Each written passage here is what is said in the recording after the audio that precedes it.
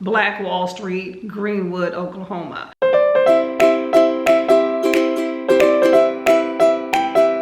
Hello, my book people. It's Courtney, and I hope you're having an amazing Black History Month. I personally celebrate Black History all year long, and I think you should as well, because Black history is American history. Now, I recently read a book I wanted to talk to you about called Blackbirds in the Sky, the story and legacy of the 1921 Tulsa Race Massacre. Now, not only does it talk about this historic event that is not talked about in schools, I personally have never heard of it. It also gives you a lot of other historical things that have happened in that great state. First off, the Tulsa Race Massacre that happened in 1921. It happened on June 1st, and it was from 5 a.m. to 8 p.m. So it was a day, but it was very historical, which caused millions and millions of dollars of damage and killed quite a number of people. Much of the destruction has definitely been underestimated, so it definitely is much more widespread.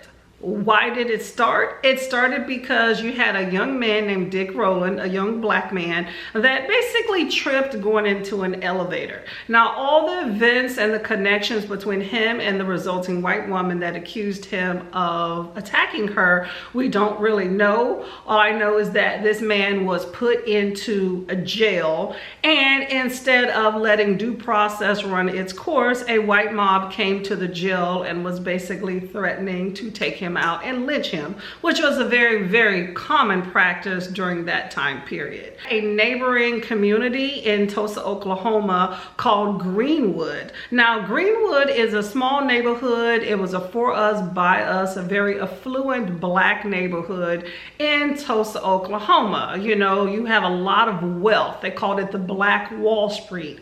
Very, very unique for its time period to have an affluent Black community where the money and the dollar stays in the community, which is an amazing feat. It shows what Black people can accomplish when we work together. Food for thought.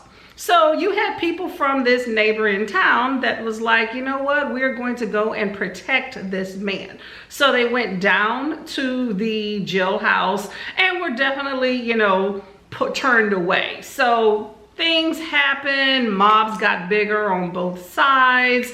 The newspaper earlier had published that there would be a lynching of this man in jail, and that is what was the big catalyst for this to begin with.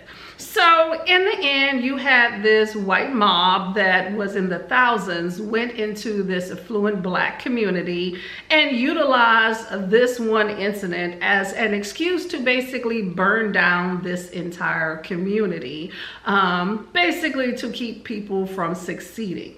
And it, to a certain extent, it did. The community was never the same afterwards. So if you want to know what a race war and domestic terrorism is, this is a prime example. Unfortunately, it is not an isolated incident. There are plenty of examples in history in America where this same thing has happened.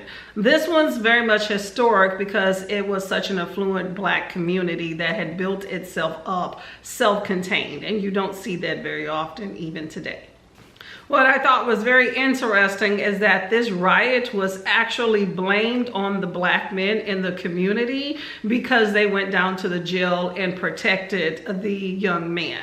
And because of that, you will note that insurance companies did not pay for any of the businesses that were burned down. And in truth, there was only one business that received any sort of compensation. And it was a white-owned business that had housed guns that were stolen by the white men to cause the riot. Now, this book is more than just talking about this massacre that happened in this town, Black Wall Street, Greenwood, Oklahoma. This book also speaks a lot about the injustices injustices that happened to the Native Americans in America, starting from the beginning of time all the way until now. It talks about the multiple Indian removal agendas that have happened. It talked about the Trail of Tears. It talked about all the different lands that have been given to Native Americans, yet were taking away, all the different land grabs that the government condoned.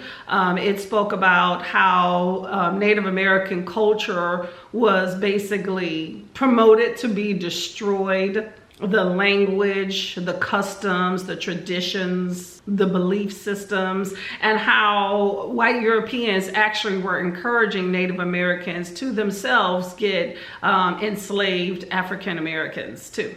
Now, what it did not say that I looked up is that in 1924 is when Native Americans were granted citizenship in the United States, which is interesting because Black Americans had gotten that privilege quite a bit before. But very historical, talks a lot about many different things in history, and I really did appreciate that. A very good wealth of information this book was, and it actually is not that long. So if you're interested in actually hearing about the true history of America, now this is Oklahoma specifically, okay, but overall it talks about America, and it's a good representation of what America has gone through. So if you're thinking that school hasn't taught you much, because there is definitely some things being left out, then I think this is a really good book. Let me know if you have read this book and what you thought of it, okay? Like, subscribe, and comment, and I will see you later, okay? Happy Black History Month, y'all.